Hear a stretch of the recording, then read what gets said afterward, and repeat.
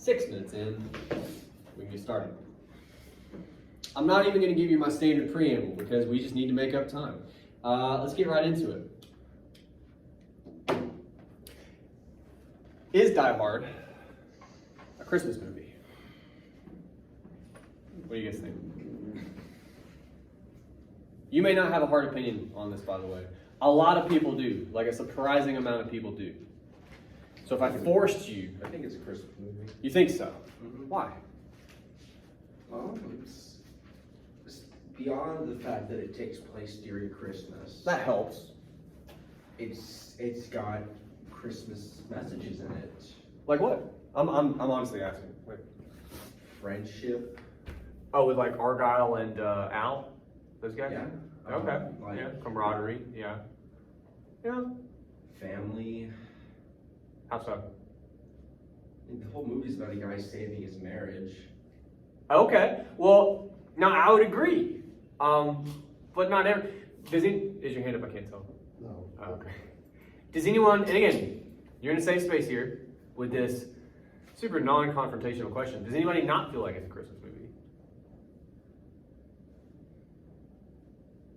No more. Granted, small sample size today. I do appreciate you guys coming out.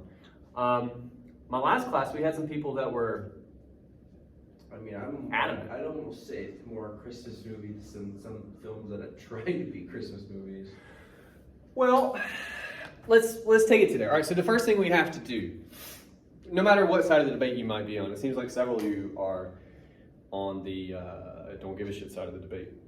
But what makes a Christmas movie? Like, how would you define it? Like, we're on the edge of the Netflix is going to put out 30 of these Lifetime. Like, it's gonna be a lot. And you kind of know as soon as you're in one, you're like, oh, this is a Christmas movie, right? Like, God. what defines a Christmas movie? Christmas time, I think we kind of said already. Yeah, Christmas music. Christmas music, and just kind of touches of the season, like there's decorations, and then maybe there's snow or something like that, right? Like there's often. Protagonist and the antagonist. I mean, a Christmas team. Oh, in Die Hard. Yeah, but again, the people who would say it's not a Christmas movie always say that it's kind of dressed up as a Christmas movie, but that it's not. So it shares, I think everyone would agree, it shares some similarities with Christmas movies. But the people that say that it isn't say that stuff's not enough, right? So the point I'm making is, if we're going to define Christmas movie, that stuff is absolutely part of it. But there's got to be something more. Well, like, name a Christmas movie. Like National Lampoons. National Lampoon. And you're going to be like the only person, well, maybe you've seen it, but no one else. I agree. If no one here I agree. I'm gonna go live as a goat into bed because Well, I mean, that's sad. all you guys are around about 18. I mean, you're not going to... There's a lot of movies, man. You just haven't seen them yet. But I would agree with that one. Let's dredge up a few more examples, just for the sake of the class. When I ask you guys to think of Christmas movies, which ones do you think of? You can't summon any? Oh, I'm sorry. Go ahead. Home Alone. See, that's wild to me. No, for two reasons. One, that's what my first class came up with. My theory there is it must just be old enough that now it's one of those, it like runs on TBS or something during November. Like it's just on. That movie came out when I was a child. So I know it really well. I've seen it a bunch. And there's actually a similar debate. Claus with Tim Allen. See, that's the one I go to. Claus? Is it Claus? What is it? The Santa Claus, which you guys are also probably familiar with. That was the example. I did this exercise myself just before that came out in 1994. I was 8 years old. I was the target market for that movie. You know what I'm saying? So I've seen that one a lot too. And all the Rankin Boss stuff. Huh? You freaking, Rudolph and his reindeer. Oh yeah. Town Without a Santa Claus, No, for sure. And those, by the way, I don't know if you've watched them recently. They're terrible. But Claymation. yeah. It's a unique kind of stop motion. Yeah, but the point is, well, the point I was trying to make a second ago, Home Alone, there's a similar debate to that one like there is with Die Hard. Like there are people online who get up in arms about whether it is or is not a Christmas movie. So I think we could do a similar thing. Why is that one a Christmas movie? Home Alone. It's got the right time of year. We got snow, Christmas stuff like songs and whatnot going on, right? We got that. But it seems like we need more. Well, here's what I've got from Christmas is that Die Hard, Home Alone, a lot of these even National Lampoons, they all kind of have very themes that I would consider, you know, the Christmas themes. Okay. Well, no, They're both good and bad. Well, let's talk about Home Alone for a second. How does that movie end? How does it end? Home Alone. And back with his family. His mom shows up, and then the family, magically, because the whole point is like they can't get back, like somehow gets back too. Like the unification of the family occurs. My last class, most people would say, "Oh, he stops the bad guys." It's like, no. If the movie stopped there, that's a different movie, because he's still home alone. Someone has to help this kid. It's more than that, and it's something that I see in a lot of these things. It's family getting together. It's friendship, like you see even in Home Alone, like when he makes it with the old guy. Yeah. That he's scared of initially. It's also like reconciliation of past grievances. But they all center around the family. But they all center around family for the most part. Yeah, well, like the Santa Claus, for instance. Again, that one's near and dear to me because I was a kid. That was the protagonist is a divorced dad, and he has to figure out Christmas is super weird for newly divorced people. Like they gotta, and they do, right? They're just like, you know what? We'll just be a family with more people in it. Like they. It's the end of the year. Yeah. We've all kind of had these regrets that we built up over the past year. Yeah. And Christmas is the time where, you know, if you do it right, you can kind of come into a reconciliation.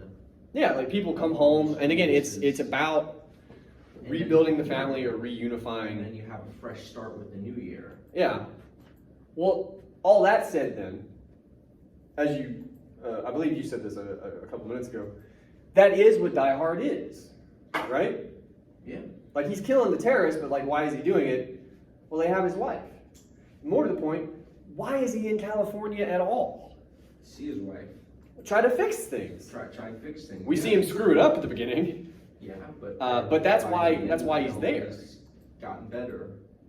Yeah, by the end, but at least he's reconciled with himself. But that's what's brought him out there. That's the whole journey of the film, is trying to fix their family, make it work. He fixes his marriage via the medium of terrorist attack. Yeah, more on that maybe toward the end. But the point here is two things. One, most people, because I happen to believe it is a Christmas movie, most people when they say it's not a Christmas movie, it's because they oversimplify the argument. It's not Miracle on 34th Street or the old Rudolph movie or any of that stuff, right? Because it's not. But it's got the same themes. It's got the same thing going on. And here's what's also key information.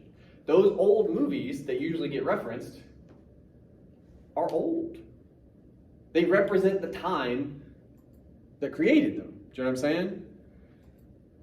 Die Hard, 1988, feels like a late 80s movie. It's similar to the discussion, very brief, that McClane has with Argyle. He says, do you have any Christmas music when he plays Run DMC? He's like, this is Christmas. Because it is Christmas music. It's just late 80s Christmas music. It's updated. The narrative is changing. The point I'm making to you, I do not want any papers whose sole argument is Die Hard's a Christmas movie or it isn't. That's not what I'm asking you to do, okay? But I do think it's an angle into the film if you want. It's a way to say, well, if he's sort of challenging this narrative, because I think it is, what other narratives might it be challenging? What else might it be, wanting us to think about, question? If you want to go a completely different route, and this is kind of what I've been doing with my paper, Yeah. I think it challenges action films. As a genre, for sure. I taught an action movie class last semester, which was a lot of fun. And we actually taught Die Hard in that one as well, for similar reasons. Well, you can't not talk about action movies and not mention Die Hard. It's like talking about science fiction, not mentioning Star Wars. Well, it's kind of hard. I can only pick 3 movies. It was actually But pretty tough. also, it's more than that. It almost break down, like chews up and spits out the past action films, and just It's very concerned with generic it's conventions almost and subverting them, for sure. satire to a point in some senses. It almost In a lot of satirizes. ways. It is. On a similar note, but a different one, here's what I want to accomplish today. I just sent you guys at the start of class, because you always see me sprint in here because I'm coming from across campus. I sent you guys a sample proposal. This is something I wrote up. I basically did the assignment that I'm asking from you guys today. I did it. I wrote you, like if I was writing a paper about this movie, here's my proposal, here's what I would try to argue, type of thing. We're going to talk about it. What I want you to do first, it's in your inbox. I think, again, I did all this very quickly. I believe you should have it in your inbox and also the link if the first thing doesn't work for you. Open that up, read over it. What am I trying to argue? Is really all I want to start with. And we're going to have a conversation about it. So go ahead, we'll talk in a minute. Here's what I want to do. I wrote you that probably a little bit long-winded proposal. And I gave you like an attempt at a thesis at the end, because I understand I can be somewhat verbose. I understand that's a shortcoming of my writing. So I try to just boil it all down there at the end. But what I'd actually like to start with, smaller points. Ideally, you have like a general sense of what you want to write about in the movie. But that's not how we've been talking about building papers. And that's not what I'm doing in this proposal, right? I try to make along the way a lot of smaller points that build to one big argument I think the movie is making. And I'm just curious whether or not you understand my thesis. That's okay. We'll worry about that later. Any of the smaller points I make about like the terrorists or Holly or any of that stuff. Smaller arguments you might have noticed in the proposal. Well, I like the fact that you included in the fact that the news crew, in a way, become, at least in my opinion, they almost become secondary antagonists, because their actions, even though I wouldn't even say they're good intention. No. Well, they're self-serving, Yeah. right? Like the reporter. What we're talking about here is the reporter guy goes out, finds McClane's family, like figures out that, but then finds his family, interviews them on TV, and he says something awful like, do you have a message for your mommy and daddy? Like, because I think he tells the maid maybe that they'll never see him again. He threatens her with IC. That too, like it's all terrible. It's all really awful, and it's all just so he can get a story, right? Like it's to help his career, to help his. I mean, heck, even earlier when the freaking Eat It Hardy scene. Yeah. Well, he's clearly not liked at the news studio. yeah. Well, but you think Harvey, the guy behind the news desk, like, it feels competitive. You know what I mean? Yeah. Like both of them want to be sort of on top in this space. And the guy behind the news desk clearly has some power, because that's how that works in that industry. And they have that moment. But I wrote figures of power because it's not just the newscasters, right? It's, let me see. Chief Robinson. Do what? Chief Robinson. The police. Yeah, deputy chief. Deputy. I think that's important, right? He's high up, but he's also kind of middle management. Do you know what I mean? Like he's not. So he wants to, I think, pretty clearly climb higher. Like he's I mean, everybody. yeah. Newsman, Robinson, Johnson and Johnson. Yeah, the FBI guys for sure. Also, Oh, the the power lines people also in the movie, them too. Who? The people that they had to cut the power. Oh, the electric guys. I mean, I would actually put them as peons. Like the FBI guys are like very. threatening them. Yeah, he's standing over him. Importantly, do you know what I'm saying? Like that guy has a little bit of power, but he's not the one wielding it. He's asking to do things. He's being told to do other things. He's a blue collar worker bee. You know, he's like Al. Al's a cop, but he's not this guy or these guys. He's an underling, right? Well, here's something that I put in my paper. Kind of what I want to do about it. All these guys here, right? These people who are in positions of power, they already preconceive themselves as the heroes, in a sense.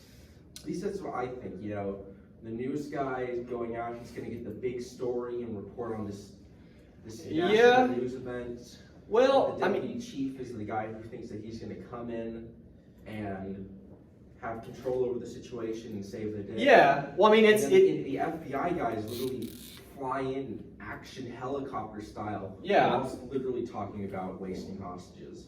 Well, it's what they're really after, though. I mean, I would almost see hero status as a perk. I don't know if that's the motivation. Yeah, you have your hand up. I think the FBI guys are the plot twist. They're the plot twist? Yeah. Why is that? Because they're the reason that the vault gets open. Because they do everything by the book. Well, and that kind of, I think you and I were actually talking about this last week. For the climax. But Not to mention, they literally, by going by the book, let a bunch of terrorists that Hans didn't even care about free. yeah. So now there's a bunch of terrorists out. Well, that suggests that Oh yeah. they don't really care too much about it. But they're about maintaining or acquiring more power. He wants to get the big story because that's how he moves up in his space. Deputy Chief Robinson pretty clearly, you know, wants to get rid of that deputy title, wants to. And the FBI guys, they are the representation in the movie of the federal government. They show up and take over. One of them says, "We'll try to let you know when we take control of your men." Talking to Deputy Chief, right? Like they are power, authority in the film. They are, like to the nth degree. And yeah, you find out like they're not here to save the hostages. They're doing numbers on how many they'll probably lose. 20-25%. Yeah. Can live with that. But it's not really about being heroes. It's about showing their power. Yeah, that's We're what I in mean. charge. Well, that's kind of what I mean. Is that Yeah. these guys? It's not about. I guess what I'm trying to get at is that the heroes in this film, John and Al, they aren't going into this self-serving. Yeah, that's a good point. They are thrown into these situations where they have to. They don't choose it, they're saying. Yeah. Yeah. Yeah. Yeah. And by exposing their vulnerabilities in a way, even kind of end up becoming the heroes by the end. Meanwhile, all of these people around them who are in positions of power Yeah. already are at the top, only fall through the film. Yeah, well, kind of so there's a pretty clear sort of binary relationship between figures of power and underlings, and that's also just how the world works. People are in charge, and the people they're in charge of. But we were talking about here, these folks choose to get involved for the most part. I mean, again, you could clearly argue it's not like he could just be like, I'm not going to go to that hostage situation. Kind of the same thing. Like these guys are getting ordered to be there too. But then what they do once they're there, they try to control the situation, right? Mm-hmm. If you're trying to control, that's you exerting power over a situation. Now, of course, they fail, which is another part of the conversation. But that's their MO, okay? That's how they operate, is by wielding power. And by wielding this power, they inadvertently cause more destruction through the film than I will say Hans does. It's at least even. But, well, more on that in a second. But Al and McClane, as you point out, they get thrown into it. They don't choose it. They also, I would contend, don't wield power. Because they don't have any. They don't have any. They're just trying to. Yeah, they're just trying to survive. I mean, John's Yeah. just trying to survive. They're just Al's navigating the trying situation. That's Yeah. all they're doing. That's all they can That's do. all they can do. But Good. All we're doing right now is just kind of generating possible body paragraphs or ideas, okay? So there's one, there's another one. You've raised another question, sort of inadvertently. You were wondering, who causes more damage, Hans or these folks?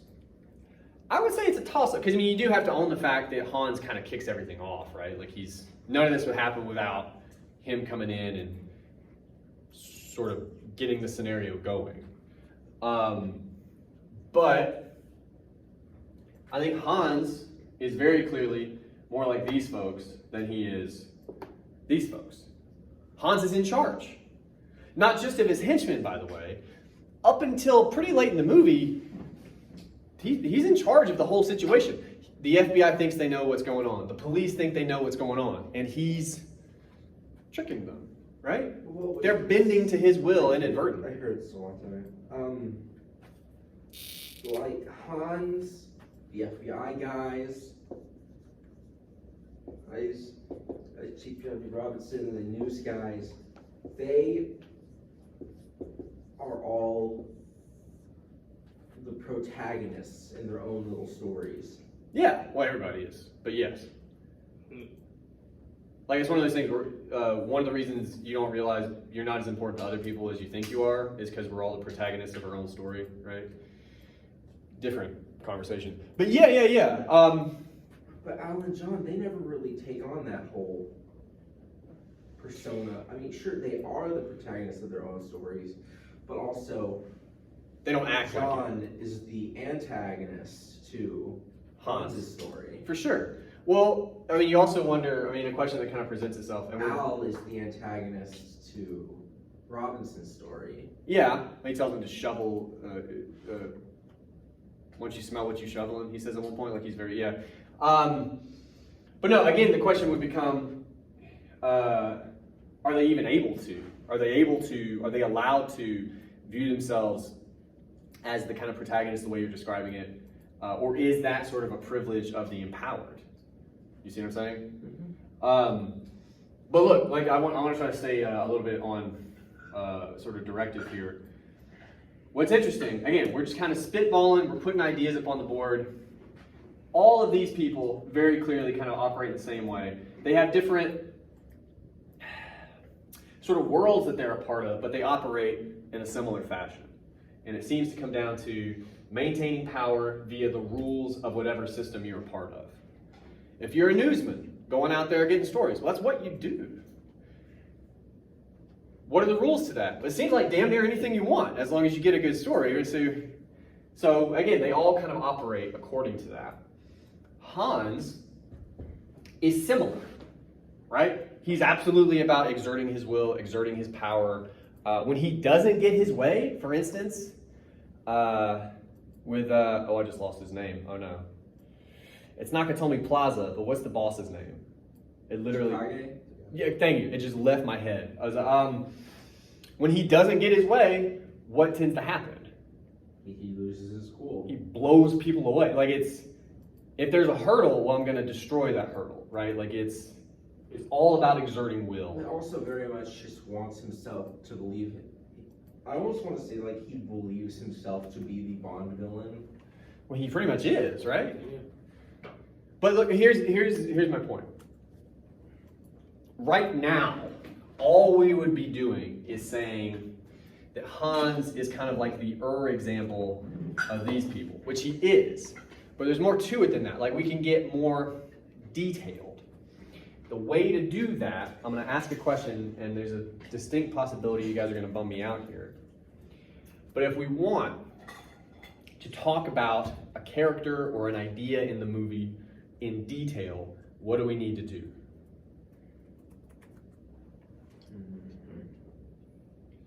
If we wanna have a nuanced conversation about any part of the movie, what do we first need to do? If we're gonna write a body paragraph, say. Well, Huh? yeah, describe the topic you're referring to. Well, but to do that, you gotta do something first. I told you guys would bum me out. You gotta find a scene. You gotta find evidence.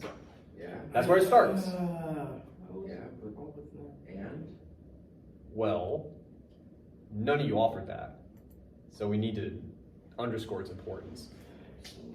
So here's a scene. And there's a bunch with Hans. The one where he blows the guy's head off would be good. There's a better one. I'd say the scene where he loses his cool with Holly, Which one? where she calls him nothing but a petty thief. Oh, yeah. He says I'm a very good thief. Like, nowhere else in the movie does he lose his cool that much except there. That one's pretty good. There's one other. I'm gonna try to. I don't know if I'll be able to find it here. 'Cause I'm not sure exactly. I mean, my notes are like 7 pages long. I don't want to go hunt through those. There's Ellis dying. Here, I'm gonna turn this on. You guys can watch me struggle for a second. I know it's late in the film. Oh yeah, the FBI guys have to be there first. Okay. We're almost there. He's picking glass out of his feet. Wait, I think they just turned off the. He's apologizing. Oh, there's the about to interview the. Oh, they're about to fight. He's got Holly. Have we done it? Ah, we've done it. Fuck me. Sorry. Hang on. Oh, there it is.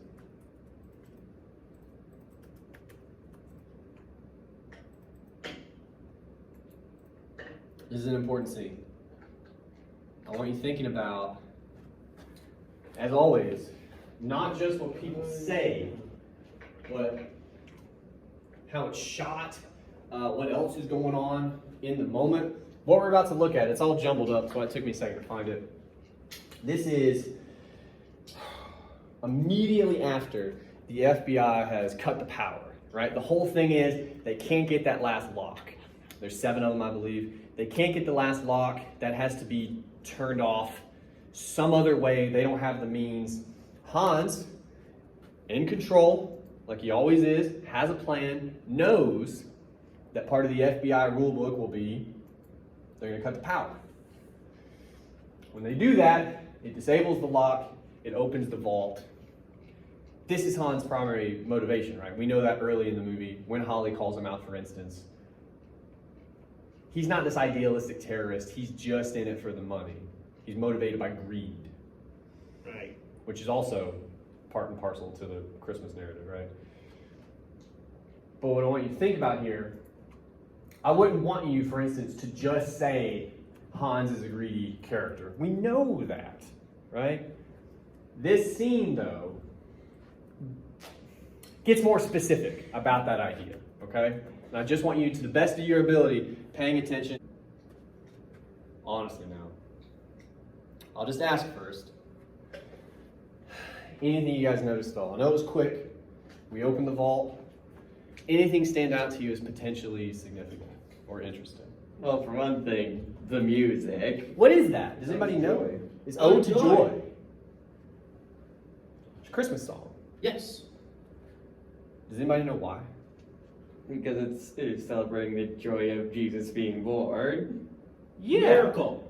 Yeah. Well, that one in particular. I will say, in the scene, Hans kind of almost comes out of his shell a little bit. Well, you see his real self. Yeah, it's like Yeah. Despite all of this professional, cold attitude, he still looks as like, I can't believe we actually did it. Well, Yeah. and this is his moment, right? Like, there's wind coming from somewhere, right? He's inside, but all of a sudden there's wind, like his hair is billowing, he's lit, Ode to Joy is playing. It's his triumphant moment. Yeah, he thinks that he's pulled off the Ocean 11 style heist. I mean, basically, for the most part, has. What I'm wildly curious about the musical selection here. Ode to Joy. Yeah. Well, one thing's for sure. Well, the movie did say that it is Christmas. That's Yeah. one thing. But again, like, back to our earlier conversation, I don't think you were quite here for it. People that say this is not a Christmas movie, right, would say that's just more of the window dressing. My point would be, and this is why I happen to fall into the camp of this is a Christmas movie, this is intentional. There's more to it than just remember it's Christmas. What's the Ode to Joy about? Aaron, tell us one more time. It's about the joy of Christ being born into the world. Yeah, so everyone rejoice, all that stuff, right? Actually, they're all pretty much rejoicing. About what? They just cracked what is said to be one of the hardest vaults Right. in America. But why do they want in that vault? They want all the, bearer bonds? It's full of money. Yeah. It's full of money. What is money to Hans? He's not just greedy. It goes further than that. What is money to him? According to how we're reading this scene, ode to joy, all that stuff. It's what to It's him? everything. It's a miracle to him that he's... Well, but it's more specific. We're invoking Christ here. It's his savior? It's his God. Yeah. Yeah. Yeah. What do you mean money? He even calls this earlier in the movie, like, he says to Theo, is the hacker's name. He's like, Theo, come on.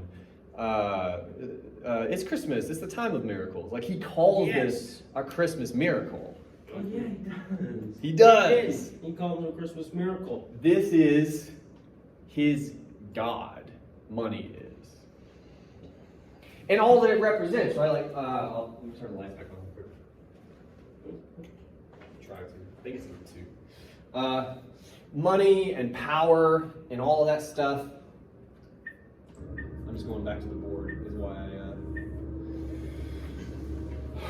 So my point here, I guess we need more lights than that. You ever realize that if you changed up some aspects of the film a little bit, you could almost make Hans the hero? Yeah, well, there's a source I'm going to send to you guys. I don't know if I have or not. I'm going to. I don't think I Like, I have. don't know, literally the Ocean's films. Yeah, it's by a guy named Brehan. Anyway, so again, money and sort of all it represents, power, authority, what have you, that's like the altar Hans prays to, clearly. And you could argue that in that scene. Ode to Joy. They could play any Christmas music. It doesn't have to be Ode to Joy, right? But that allows us to make that argument. And again, my favorite touch is the way he's lit, the way his hair is billowing. It's like he's encountering some divine presence, right? It's just a room full of money. That's all it is. Okay. So what have we done so far? Again, right now, we're kind of spitballing. We're picking out things we find interesting. We may not use all of this in a paper, right? Right. But I want you, when in doubt especially, go to a scene, go watch it again, go try to pick apart like anything that could potentially be interesting. The musical selection in this case is wildly interesting. And that gets us going here. My next question, to return to the sample proposal, just to give us like a foundation. Let's talk about Holly for a second. Now we see her throughout the movie, but a scene in particular that obviously I find interesting is her and McClane, right? 10 or 15 minutes into the movie when they engage with each other. Oh, yeah. What was the big deal in that scene? Yeah.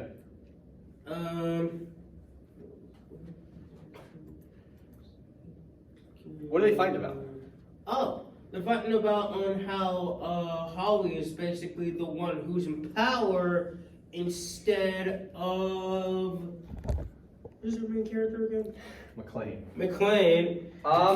Well, that's an interesting way to Instead put of it. him being in power. I don't know that you're wrong, actually. But they talk about it within the context of what? Their marriage. Good. She says, I know exactly what your idea of our marriage should be, right? And he kind of shuts him down for a second. He's like, yeah, you do, don't you? Okay. So a couple I things. would say that's in a similar sense, like when she goes to Hans and has her list of demands. Yeah. Well, and she's like Holly in the movie is a very like in control character, able to navigate that powerful world. What do you have back there? Oh, okay. The scene I wrote about, before she walks out, it shows the scene with her at her door, and it shows the level of power on her door that she has. Oh yeah. Oh yeah. Yeah, yeah. Well, she's got to give a speech to the troops, and like she's wearing a suit. Like she understands that world, and she's obviously good at it. Like she knows how to rise. And Hans recognizes that too. Which Yeah. his facial expression is when he looks up from her. Whenever He registers that she's a. He registers that. You could argue that. That's fair. I found another fun fact the other day about the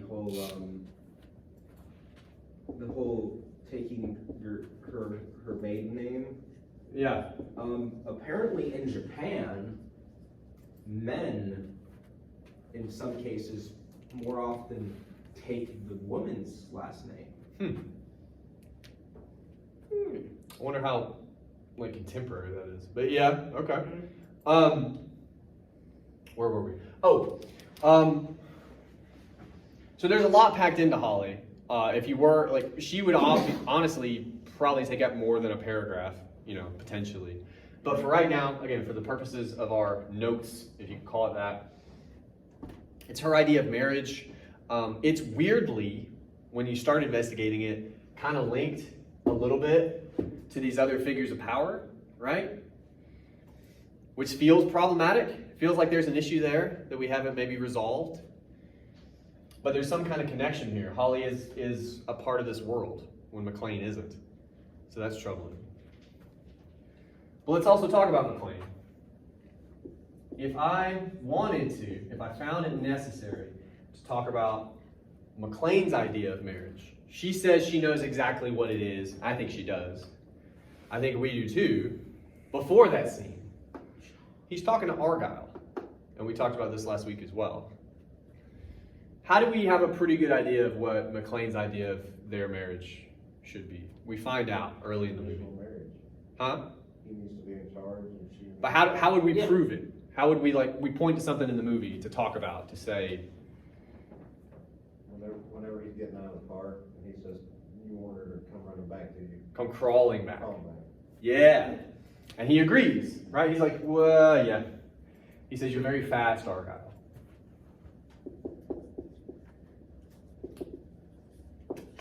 And again, this is all about power and who has it. McClane, according to that, would be the one that had it, right? And it's that more, like we talked about, traditional 1950s idea of a marriage, head of the household, all that business. Holly is obviously not feeling that, okay? Well, then what happens? Because this is like 15 minutes into the movie. They get separated after that, no fault of their own. A lot of people die. And then at the end, they reconcile, I guess. Does anybody remember how the end goes? We don't have time to play it, but I think I remember because right after when Al basically shoots when he shoots like, Carl. the last. When Carl, by the way, comes back from the dead somehow, you know, pulls out Oh. the biggest gun you've ever seen. First of all, Did no one take the gun from it? Like, it's weird that he like, just has it. What is it? It's first scene, like when he fights him, he hangs him with a chain. Yeah. Like, he should be dead. Yeah. He should be very He dead. somehow survives like the top 5 layers of the building exploding. Yeah, because he's up there. And then Al, And then somehow puts him finds, down, And then right? somehow finds his Steyr AUG, which is what the gun is. yeah. Austrian gun, by the way, so that's kind of funny. But what? It's intentional, I believe, right? Yeah. But what happens after all that?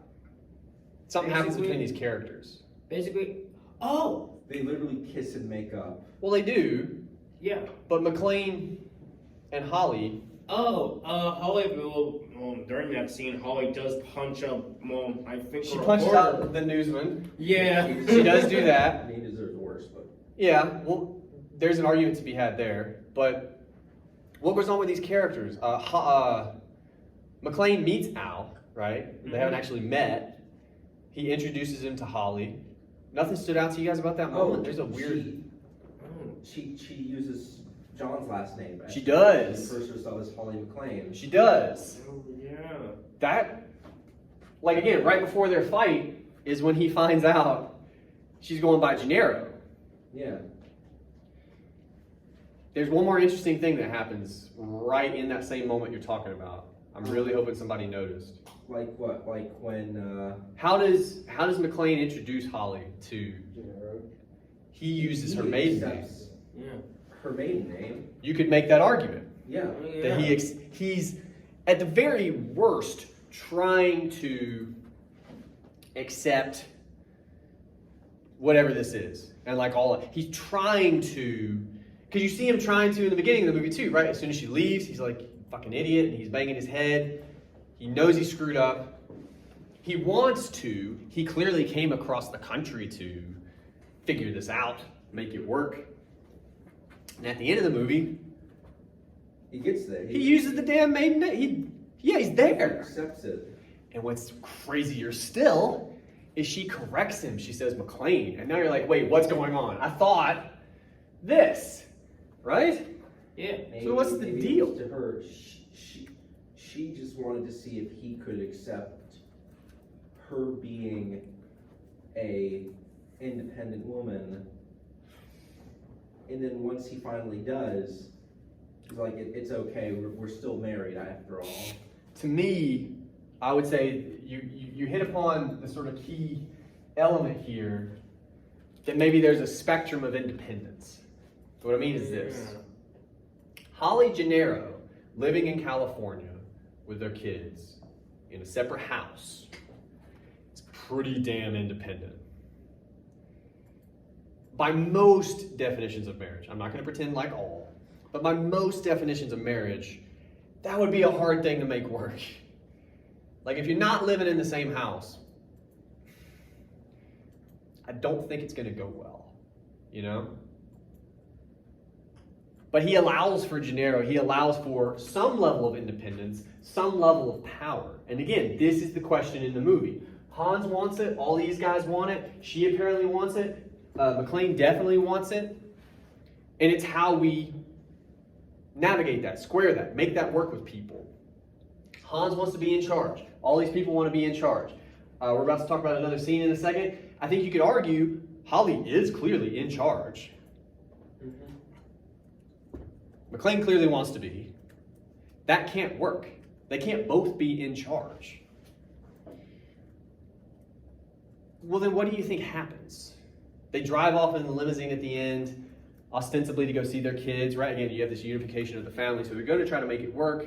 He says Gennaro, she says McClane. How are we going to read that moment, do you think? Who's in charge in their marriage? They both are. What do you mean by that? You ever heard the term power couple? No. Well, maybe I have. I don't know. But anyway, like I'm just like, what do you mean? Well, I don't know if it's a reach here, but let's say hypothetically what happens after the film. They go in, they have a nice Christmas with their family, they try and reconcile and try and figure out what this new path, maybe you could say that John will go back to, they'll still stay married, but John will go back to New York, she will stay Well, maybe we in can't. California. I mean, although there are more movies, we're just talking about this movie on its own. And when the movie came out, there were no other movies, so we can't know. I would say the movie leads you to think they're gonna try to make it work, right? Yeah. My question is just, what does that look like? Like, I agree that neither one of them can be in charge. So then what is it? What language could we use to describe what it sounds like they're gonna be now, if neither one of them is in charge over the other? They're independent of each other. I wouldn't say that. They got the same last name. Maybe. Yeah, but what does that marriage look like? It's not this. It's more free. It's more free, but I don't think it's this free.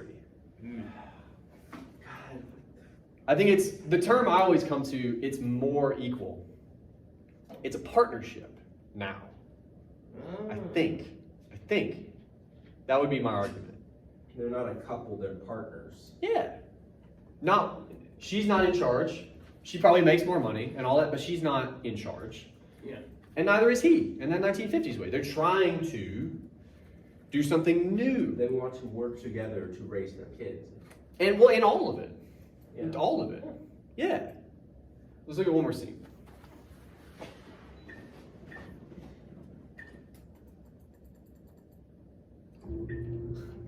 If it'll let me. The scene we're about to look at is right at the end of the movie. It is, for lack of a better description, the savior scene. Okay? This would seem to, let that heat up a little bit. This would seem to, quite possibly, I've seen it written about, poke some holes in our burgeoning theory that they have a partnership. What I'm trying to prepare you for is there are pieces of evidence in this scene where McClane shows up and saves Holly that make it feel like less of a partnership. Okay?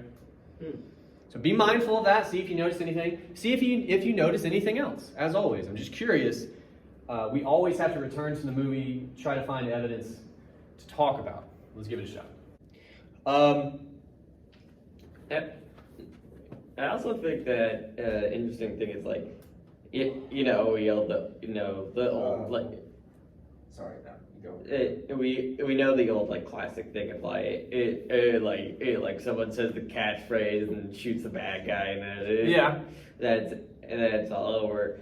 But here it's like, but here it kind of subverts that where like he does the line like Happy Trails, Hans. Yeah. But that's not when he actually dies. He dies when. He dies when he falls off. Well, and two, so according to the narrative, you're talking about kind of classic cowboy, good guy, bad guy narrative. Yeah, that'd be the end of it. They have the shootout. McClane wins. He even has fun with he knows the narrative. He blows the gun, like he blows the smoke off, of a revolver type of thing. Like he's having fun with it. But yeah, it's not the end of it. The movie's telling you it's not playing by those rules. There's more that still needs to happen. Yeah. Also, you know what gets me as well with that scene? Yeah. It's the fact that we try to end off the movie on this message that, Holly and John are now looking at each other as equals. Yeah. Rather as one trying to be the powerful one in the dynamic. Yeah. And yet, the whole Rolex thing. That's what I'm coming to. Yeah.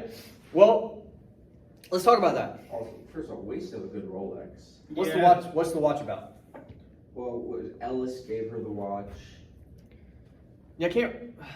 Yeah, I think Ellis gave her the watch. I don't know if Ellis maybe gives it to her. She gets it for like success in the corporate sphere, right? She does a great job. This is her trophy. Yeah, and for being good at she this. was supposed to give it to McClane, but You're supposed to show it to him, like you want her to show. But again, yeah, it's representative of like her membership in that world, her success.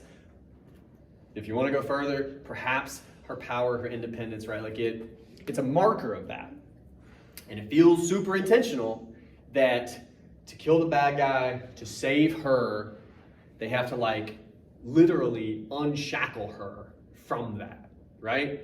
It's very clearly almost like a handcuff type. You're attached to. I'm not saying that she shouldn't be powerful or independent. Well, no, here's the question.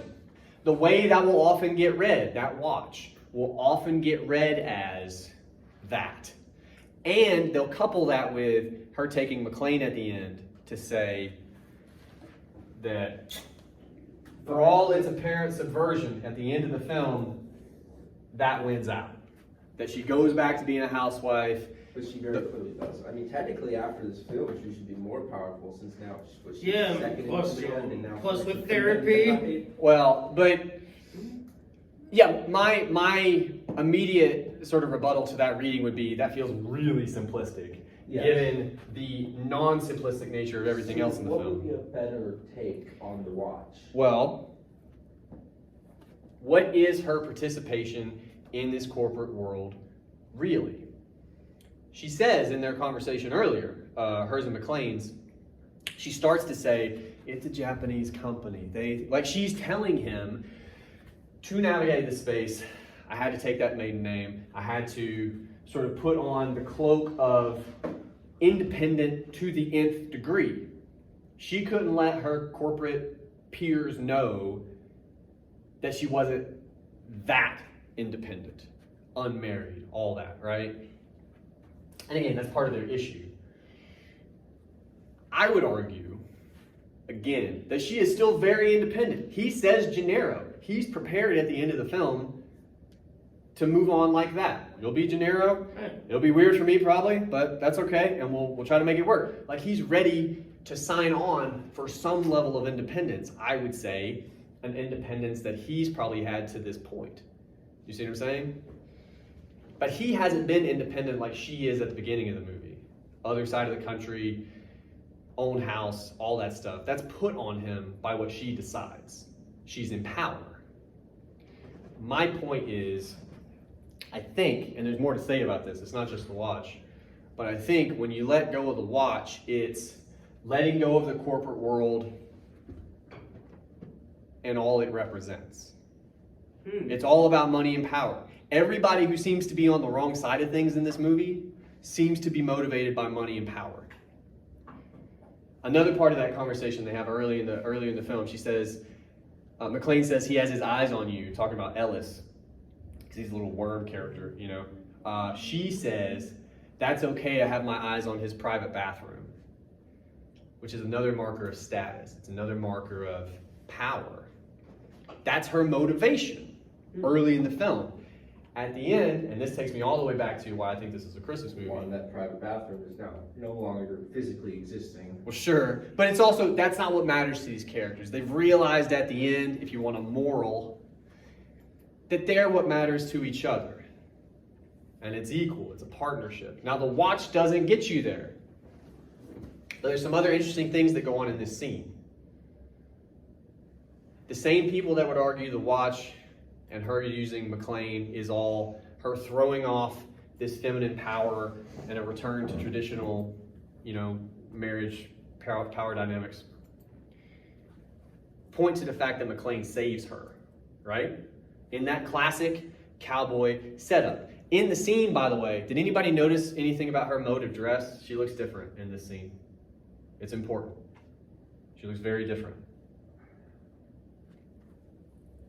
Her, we don't have time to pull it up. Her jacket, because she's been through some stuff too. Her jacket is kind of torn open a little bit. Why might that be No important? longer got that professional look. Sure. Well, in particular, in one way, her jacket is way more open. Revealing. In what way? Come on now. Vulnerable? Uh-huh. What, in like a sexual way? You see her breasts. You see more of them. Yeah, that's true. Yeah, I'm saying it's intentional. I'm arguing now, right? If I'm going to use this in a paper, it seems odd that it only occurs in this last part of the movie. It's only here. Well, why is that? Again, this crowd would say, she's a damsel in distress. She's objectified here. She's a sexual object. Right. Well, that's true. That's true to a point. But again, just like we talked about, the movie wants you to have that narrative at the forefront of your mind. Happy trails, all that stuff. We're going to give you all the rules. She is a damsel. He is going to save her. But then what happens? How does he save her? We just watched it. I hope you can do it. How does he save her? Hans is holding onto the watch. Well, no, I'm sorry, but like, we got to get there first. What happens when you think he's screwed, right? Like, he's dropped his gun. He's secret. He's got the, but again, Yeah, he's got the gun taped to his they're back, going to blow but him away before he can, what happens? Well, that makes him laugh. He Yeah, Yeah. and then what?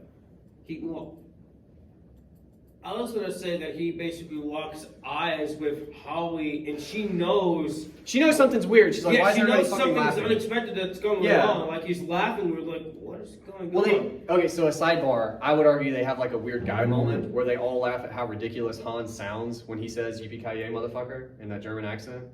Because he does. And Holly, the only woman in the scene, is like, why are all you weirdos laughing right now? But she also picks up on the fact that maybe it's a little too weird and something's going on. And then what happens? Oh, What does McClane say before he shoots him? Holly. And what does she do? she ducks down. And she hits him. Oh. She hits his arm so he can't shoot McClane. She participates in her own saving, her own rescue. Yeah. Almost like they're Partners. Partners. That's dang, that's some blinky no miss stuff. Oh. Well, it is. I've also seen the movie like 100 times, but you could argue he yells Holly not just to notify her because that's pretty key, but to notify the audience. Why did he yell her name? She does duck, but she also hits Hans because Hans is pretty slick. He spaces out. He gives McClane 2 targets, makes him drop his gun. You never understood like why that one guy walks over to the side away from the cart. No, he's walking to the cart like you split the targets up, and that way, first of all, the gun's over there. But now McClane can't get them both. He's gonna have to pick one, and the other guy's gonna shoot him. Like that's the plan. They assume McClane, is still dangerous because he is, but importantly, because he can't get both, not without Holly. Holly plays a role, almost like it's a metaphor. McClane can't do it all himself. He can't be the only guy to run things. Holly's gonna play her part. They're gonna work together, and then you get the watch. And that would be me saying the watch is about taking this too far. You can't be totally independent and be married. That's antithetical, right? Like the definition of marriage is you are no longer independent. Like that's part of the deal. I don't know if you know that. I think the movie is arguing this. We're out of time. I gotta say this. I think the movie is arguing this. We keep challenging narratives. We do. I like to keep pointing you guys back to Argyle. Do you got any Christmas music? He's like, this is Christmas. It's that with everything. We have fun with the cowboy narrative here at the end. There are no cowboys in 1988. There were never any cowboys like that, but they're definitely not going to be around in 1988. You got to update the narrative. Same thing here in terms of marriage. You have traditional ideas of what marriage should be. That's McClane. By the way, people going to see movies in 1988, like movies like this, grew up in the 50s and 60s. So the movies they would have seen, the world they would have known, would have been the one that McClane wants at the beginning of the movie. So you're trying to get that for its time, Die Hard was a hot take. Die Hard was, look guys, the world is changing. Your wives have jobs or even careers. They have more power. They have more ability. Things change as a result of that. Marriage, for instance, starts to look different when your wife isn't stuck at home. You can't maybe pretend to be in charge, especially if she's making more than you, like you pointed out the other day. And we need to update our narrative, our expectations as a result. I'll leave you with this, and then I'll let you go, because again, we're pretty much out of time. I don't think I've drawn this for you yet. Don't get excited. I'm not going to pretend I'm an artist. There's a very old theory about art. And it works like this. Okay. It's a cycle, okay? Art, anything humans make, right? I'm not saying good art, bad art, art. I also don't know if the camera can see it like it matters. Die Hard is art. It's a made thing. There are ideas within it that will then inform culture, right? On the same note, though, no art is made in a vacuum. The people that made this movie were living in 1988 in America. Like they were part of the culture. So the art is going to express values, perspectives, anxieties, all of that are already present. So the point I'm making to you is, when you go to sit down and think about this movie, whatever arguments it might make, I happen to choose marriage and how we think about it. I would guarantee you in 1988, a whole bunch of people are sitting around wondering about the changing landscape in terms of sort of female empowerment and what that means for a thing like marriage, how that story might change. That gets funneled into movies. And then it goes back into culture and it changes some more and it's funneled back into movies and it goes around and around. That's how all art works, all of it. Why we have the movies we have today, what they're concerned with, how they're cast, and people get upset, and all this stuff. It's because we're already doing that outside of the movies. And then we just happen to make them. You can do this with marriage, masculinity, really just questions of power. Works in so many different ways in the film. I would recommend to all of you, go pick a scene or two if you haven't already, and look at it again. Do you notice anything? What arguments can you start to make? Run with that, see where it goes. And I'm telling you, this movie is subversive. It wants you questioning traditional narratives at the bottom of everything. Like, that's what it's doing. So if you can get to something like that, you're probably headed in a good direction.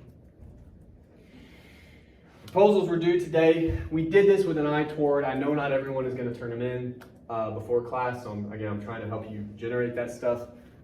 I want to remind you have bibs due next time.